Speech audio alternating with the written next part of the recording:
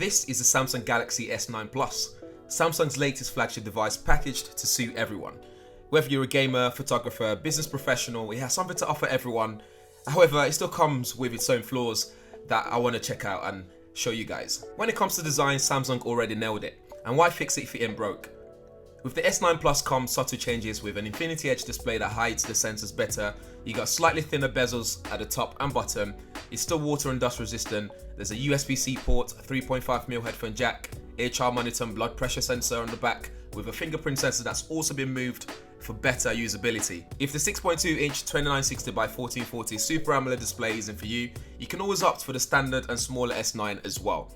The screen is vibrant and bright, and again, one of the best, if not the best there is when it comes to display quality. One thing most people probably don't mention in their reviews though is the LED notification, which I find super useful when I'm in discreet locations or situations where I don't really want my loud ringtone going off or vibration. In fact, if I have anything bad to say about the S9 Plus's design, it would be that after 3 weeks, I started getting these hairpin micro scratches on the screen, which I wasn't too happy about. There's also a fingerprint magnet situation here, so you have to keep wiping it, especially for this video. I had to keep wiping it just to get my shots. You can get a dbrand skin though, perhaps also get a case as well, because this thing will smash very easily if you drop it. Under the hood, there's the latest Snapdragon 845 processor, or the Exynos 9810 processor if you're in the UK like myself. You get 6GB of RAM, 64GB storage, which can be expanded with a micro SD card. You got 3500 mAh battery in there and Android 8.0.0. When it comes to software, again, Samsung software is not bloated as it used to be, with some functional features like swiping down on the home screen to bring down the notification tray. You have Apps Edge, loading 2 apps at the same time is possible. You got Bixby, and you can even swipe down on the fingerprint sensor to bring down the notification tray as well. Bixby also sees some welcome improvement like translation on the fly, recognizing items for shopping with Bixby Vision. And while not everyone appreciates Bixby Assistant, I think it's quite great how embedded it is, so you can use it to do things that you can do with your hands. For example, I can use it to turn on flash, I can use it to send a message, I can use it to check my calendar, I can do all sorts with it. So anything I can do with my fingers on the phone, I can use Bixby to do, especially if you have the patience for it at times. For security, you're not only getting a fingerprint sensor, you also get intelligent scan, which is a combination of iris scanner and Face ID unlock. It's quite secure as far as I can tell.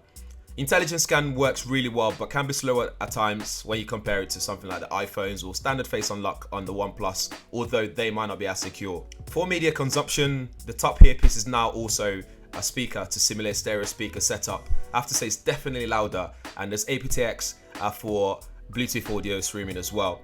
For such a vibrant and large edge-to-edge display, it's perfect for watching movies, and if you like to game on the go especially, the processor, the memory and the GPU combination here offers a lag-free experience. On to my favorite, the camera.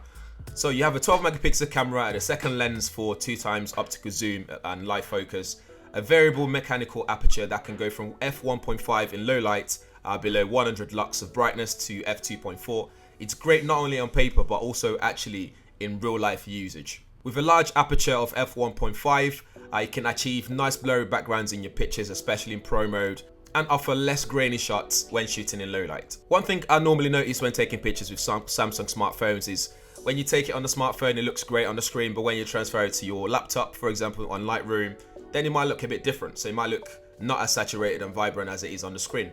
This is something I've noticed this time that it's different. So when I've transferred my raw files when shooting in pro mode to Lightroom, it looks exactly how I took it. It looks really good and I'm happy about that. The S9 Plus can also shoot 4K videos at 60 frames per second, although you lose stabilization when you push it that far. Again, with a large f1.5 aperture, it definitely crushes low light photography, and I'll put it on par with the Pixel 2. I'll also compare it to the new Huawei P20 Pro when it lands on my desk, but for now I'm pushing this as one of the best out there. In the usual lighting conditions, images are vibrant, colors are accurate, there's no over sharpening of images or over processing as well, and I can't complain there at all. In fact, it's an all-rounder in terms of photography. Elsewhere, you can shoot 960 frames per second videos at 720p, and although less than that of the Xperia XZ2, you can still have some fun shooting some dramatic shots and share it online on social media. You can also follow our social media page, Smartphone Slow-Mo. I'll link it in the description area. It's on Instagram, so you can see some of the shots that we've taken on there. We can also share some of yours as well if you have a Samsung S9 Plus or another smartphone that shoots slow-mo footage.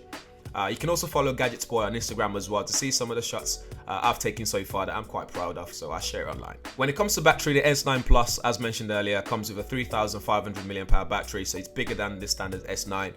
And with an optimized processor and software, it lasts me the whole day. However, what I found is I have to put it into medium power saving mode to allow me to use it for that long. So that's me doing my usual stuff like social media, emails, videos, phone calls, gaming, activity all day long. Samsung does allow for fast charging via cable or wirelessly, so you can keep it topped up throughout the day. But I'm hoping that the next iteration of the S series will have something that's on the same level, on par with the Huawei Mate 10 Pro, for example, when it comes to battery consumption and battery life. Do I recommend the S9 Plus? For sure. However, if you have the S8 or S8 Plus or the Note 8, I would wait, because there isn't a lot of reasons for you to upgrade just yet, especially for that price point. In the meantime, do let me know what you guys think. Do you have one already? Do you agree with me? Do you have a different opinion? Drop them in the comments below, and let me know if you guys have any questions or if there's anything else that you guys want to know as well. In the meantime, I'm Tommy, you watching GadgetsBoy. Catch you guys in the next one. Make sure you like, subscribe if you haven't already as well, and share with a friend. See you later.